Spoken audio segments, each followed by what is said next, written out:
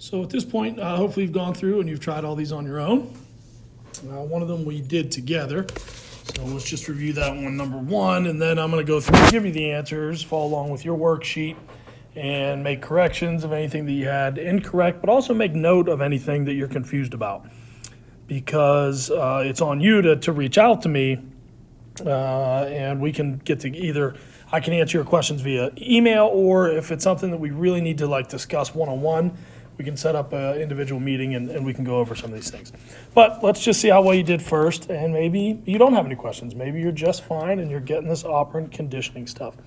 So number one says, we know that the spontaneous behavior of the guy was to, let's see here, buy flowers. We know that the consequence for that was that he was accused doing something wrong.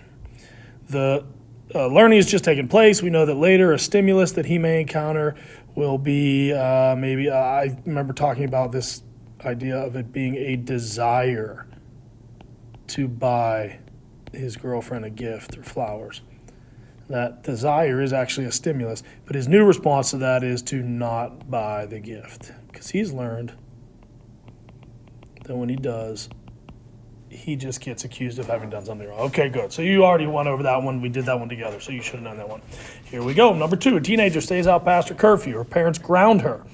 Next time out, she comes in on time.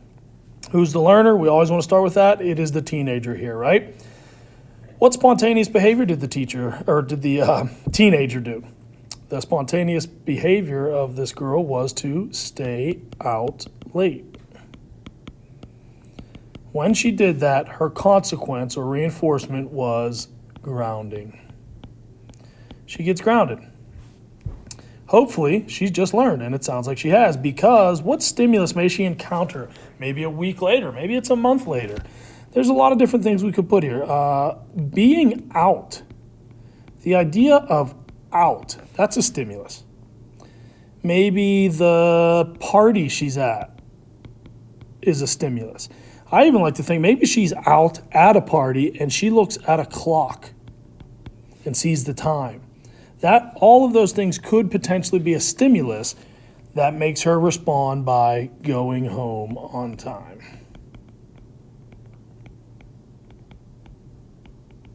Okay, now remember, this stimulus part here, it's going to vary. If I looked at all of your worksheets, you'd all have slightly different things here. As long as you're getting the big idea and you're thinking outside of this text here, because it's not straightforward. You got to kind of come up with that on your own. That's the hard part, that stimulus part. All right, so if you have questions about that, make sure you reach out. All right, number three, a crawling baby reaches for an expensive vase on a table. It says it's expensive, so you pronounce it vase. He is told no, no. Whenever he crawls into that room, he avoids the table. So who's the learner here? It's not the table. It's not the vase. That's right. It's the little baby, right? What spontaneous behavior did this little baby do?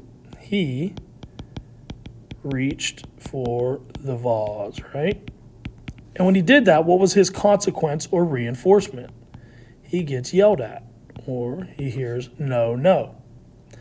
What stimulus does this baby encounter later? Well, I like the best way, or I think the best way to identify the stimulus based on the way they have it worded here is the room itself is a stimulus. But it could be the table in the room, and it really could even be the vase itself, right? No matter what you put here for the stimulus, the response of this baby, because he has been operantly conditioned, is to avoid the table or avoid the vase. Okay? All right, number four, a girl complains to her boyfriend about his inattentiveness to her. He doesn't talk to her for days. Oh my goodness, this guy's crazy.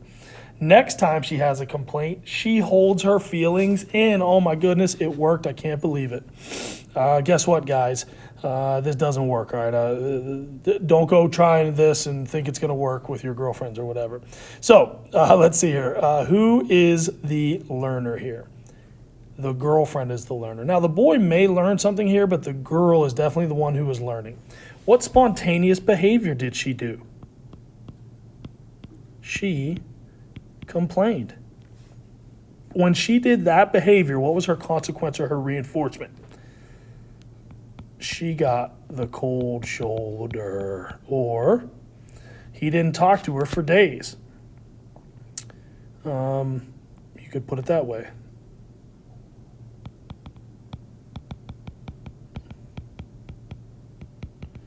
Okay, well, through this process, she has been operantly conditioned, because what stimulus may she encounter a month from now, maybe 2 months from now, maybe 2 days from now?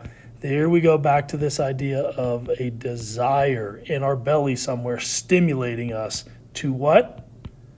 She has a desire to complain about something. But as soon as she gets that feeling or that desire, what is her new response? Her behavior is to hold her feelings in. All right, there we go. Number 5, a father lends his son the family car. The young man returns it with the gas tank practically empty. Next time his son asks, the father won't lend the car. Now, this is one of those tricky ones where I said sometimes it'll happen where it's hard to identify the learner. I hope that all of you filled this out when you did it in terms of who being the learner. The dad. The son may learn something here, but it's actually the way this is worded. The dad is definitely the one who is learning. So what spontaneous behavior did the father do? He lends the car. And when he did that behavior, what was his consequence? What reinforcement did he get from his son? He received an empty gas tank. And the dad has just learned, because next weekend, when the son asks, and this would be the stimulus, Dad, can I borrow the car? When the father hears that auditory stimulus, his new response is to say no. Or you may have put doesn't lend car, because he has been operantly conditioned not to. Because he knows if he does, he's going to get the reinforcement or the consequence of an empty tank. All right, hopefully we're rolling right through this. And even if you are missing some of it and you're scratching like one thing out and then adjusting it, maybe you're slightly off. But even if you're way off on some of these, hopefully as we're walking through it together and I'm sort of speaking it out loud this way, the things that you missed are making sense as to why you missed them. So let's try these last two. A dog let out of the house without a leash is given food whenever she comes right in after being called. Whenever she comes into the house, she goes right to her food dish. All right, the dog is the learner here. Now this one has an interesting little addition or a twist to it. What spontaneous behavior does the dog do? Comes in when? When called. So they're doing some training here. The dog probably comes in other times. Like if this doesn't work, whenever the dog scratches at the door to be let in and they let the dog in. The conditioning is only happening when the dog is called and comes right into the house. If the dog does that, the consequence is to get food, is to be fed. So the consequence the dog gets here when she comes in when called is to get food. But because the conditioning is so deep and thorough, now we're going to see that this dog is conditioned to do this every single time she comes in. So now the stimulus just has to be the doorway, maybe. This is a tricky one, or the threshold. I don't want to say coming in when called, because that is wording it in terms of it being a behavior. There's an actual stimulus that the dog has to encounter. So I like this, the doorway or the threshold, something like that. That's a visual stimulus. And every time the dog crosses through that doorway, how does the dog respond? Goes to the food dish. Now, does that mean the dog's getting fed every time the dog comes in the house? No, the dog is only being fed when they call the dog in and he comes. If the dog, like I said, scratches and they open the door and the dog comes in, they're not feeding the dog then. But the dog is so heavily conditioned that every single time the dog runs to the food dish. Now that one was a little bit tricky. I'm guessing that you might be scratching some things out and tweaking them. If that is still confusing, maybe rewind it just a minute here. Just rewatch that part where I walked you through that. And here we go, one more. A teacher assigns homework. If her students don't do it, they get a 0. That makes sense. If they lie when she asks whether it is done, she gives them the dreaded double 0. Nobody wants the dreaded double 0. A student who doesn't do her homework lies and gets the double 0. Next time, she raises her hand when the teacher asks who didn't do the homework. All right, who's the learner here? It is the student. What spontaneous behavior did the student do here? There's a couple. But if you break it down into what is actually happening in terms of the conditioning process, the spontaneous behavior is to lie. It is when the student lies about not doing her homework that she gets the consequence of what? Yes, the double 0. All right, well, apparently it works because this student has been conditioned.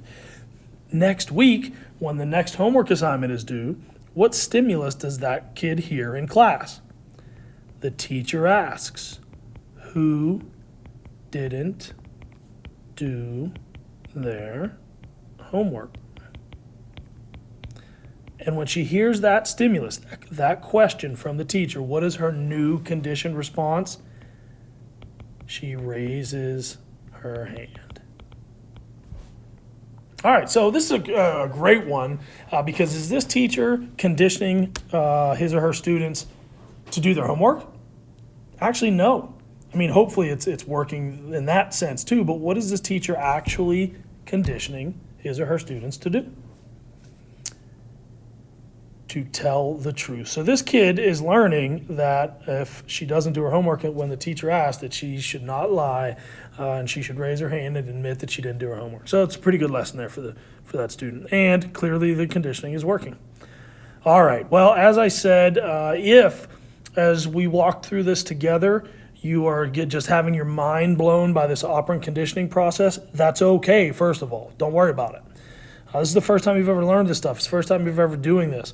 So if your mind's being blown and you have questions, it's on you. You need to contact me, reach out to me. Like I said, we can either email back and forth and maybe answer your questions, or even if we have to, we can schedule a little meeting to get together. So hopefully everything is clicking, but if not, get in touch. All right, have a great day.